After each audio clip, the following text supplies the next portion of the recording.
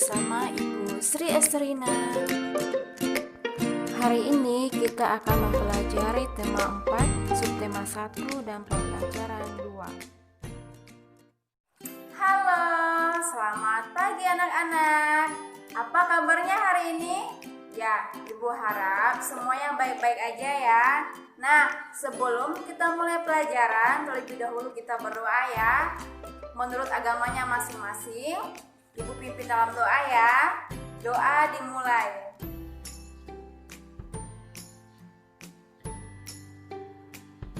Amin.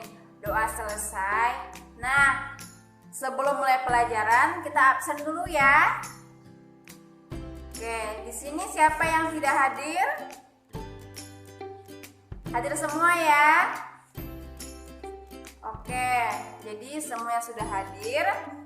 Nah, sebelum kita mulai pelajaran, supaya kita biar lebih semangat, jadi kita menyanyi dulu ya. Nah, kita nyanyi lagu Satu Nusa. Semuanya tahu kan? Nah, kita nyanyi ya. 1, 2, 3.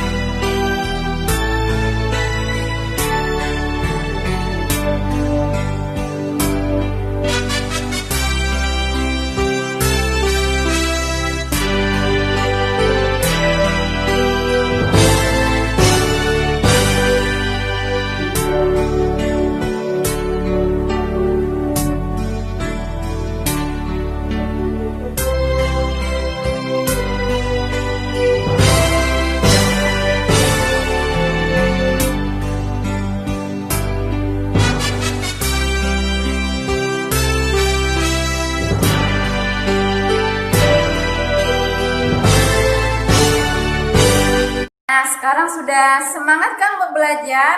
Oke, kalau begitu kita langsung belajar ya. Sudah siap kan anak-anak buat belajar? Oke, nah hari ini kita akan belajar tema 4, subtema 1, dan pembelajaran 2. Nah, ini adalah tujuan pembelajaran kita hari ini ya. Masih ingatkah kalian kemarin di pembelajaran 1 kita sudah belajar tentang batik?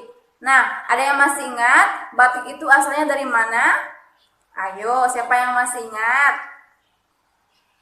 Lupa ya? Oke, kalau begitu kita bahas lagi di pembelajaran hari ini ya. Tahukah kamu bahwa batik Indonesia sudah mendunia? Ini membuktikan bahwa produk Indonesia juga mampu bersaing di era globalisasi. Sebagai warga negara Indonesia, aku sangat bangga dengan hal tersebut. Ayo kita cari tahu lebih lanjut tentang bagaimana produk batik bisa mendunia. Hani anak seorang pengrajin batik. Ayahnya seorang pengusaha kain batik. Dahulu usaha ayah Hani kecil. Ayah Hani terus berusaha mengembangkan usahanya sehingga kain batiknya bisa terjual sampai ke luar negeri. Ayah Hani menggunakan reklame untuk mempromosikan produk batiknya. Pada tanggal 2 Oktober 2009, UNESCO memberikan pengakuan dan mengesahkan secara resmi batik Indonesia sebagai warisan budaya dunia. Batik diminati oleh semua kalangan, mulai dari anak-anak, remaja, sampai orang dewasa. Selain diminati oleh masyarakat Indonesia, batik juga diminati oleh masyarakat mancanegara. Penjualan batik yang semakin berkembang membuat perekonomian para pengrajin batik semakin meningkat. Anak, apakah kalian sudah pernah melihat batik? Nah, ini adalah contoh kain batik ya. Dan yang ibu pakai ini juga adalah contoh kain batik ya. Nah, ini baju. Nah, di era globalisasi ini batik sudah dikenal di dunia ya. Dan batik ini sudah mendapatkan pengakuan dari UNESCO sebagai warisan budaya di dunia ya. Jadi kita harus bangga terhadap kebudayaan Indonesia ya. Nah, di buku siswa sudah ada cerita tentang sahabat tak terpisahkan. Kalian baca, Ibu kasih waktu 10 menit ya.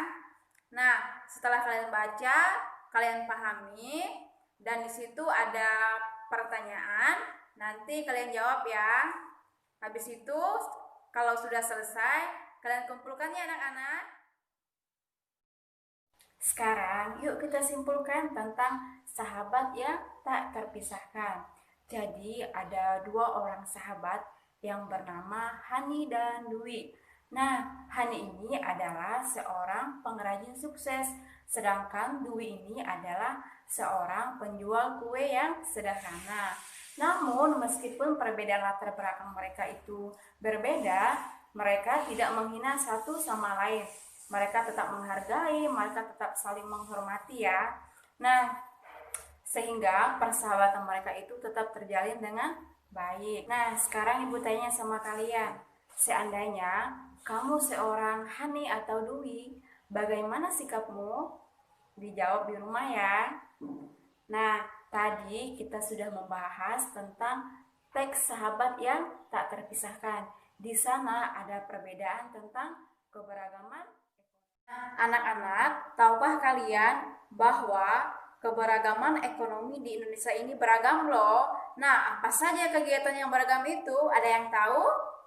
Nah, kita akan bahas ya. Nah, kegiatan ekonomi yang beragam itu contohnya yang ada di masyarakat ya.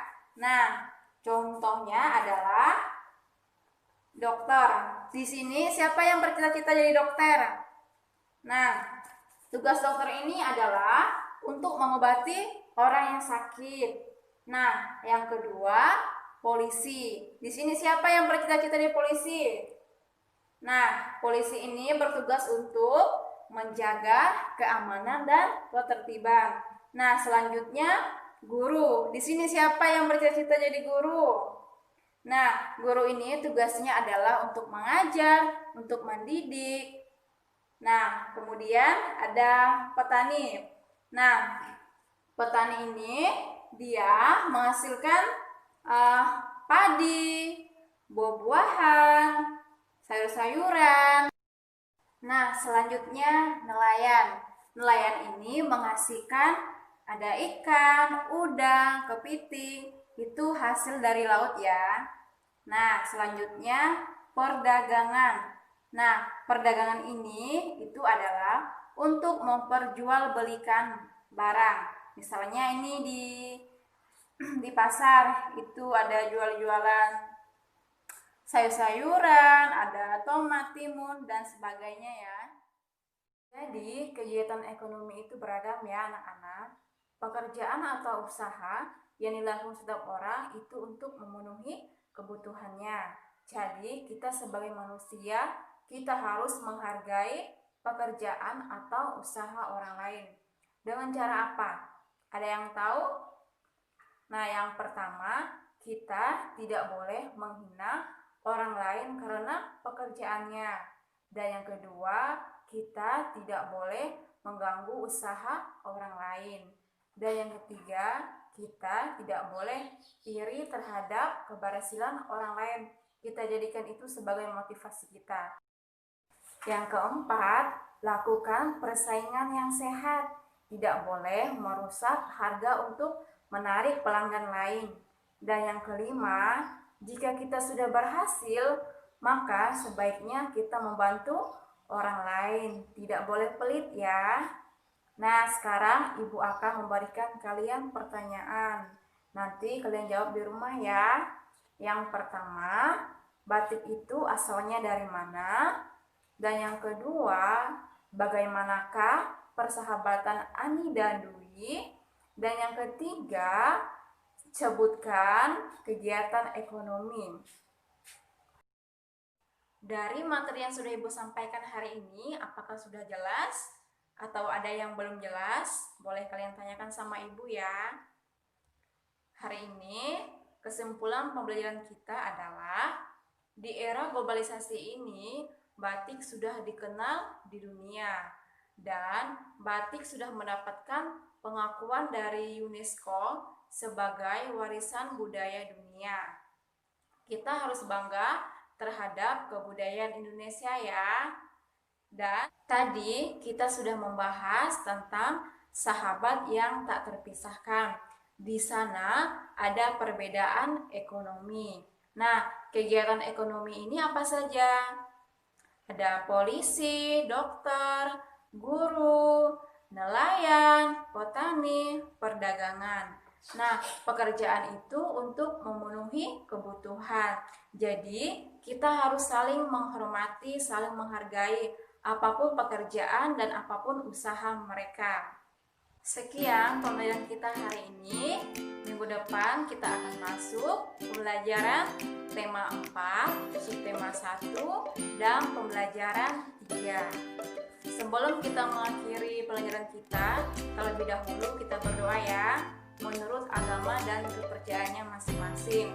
Berdoa dimulai.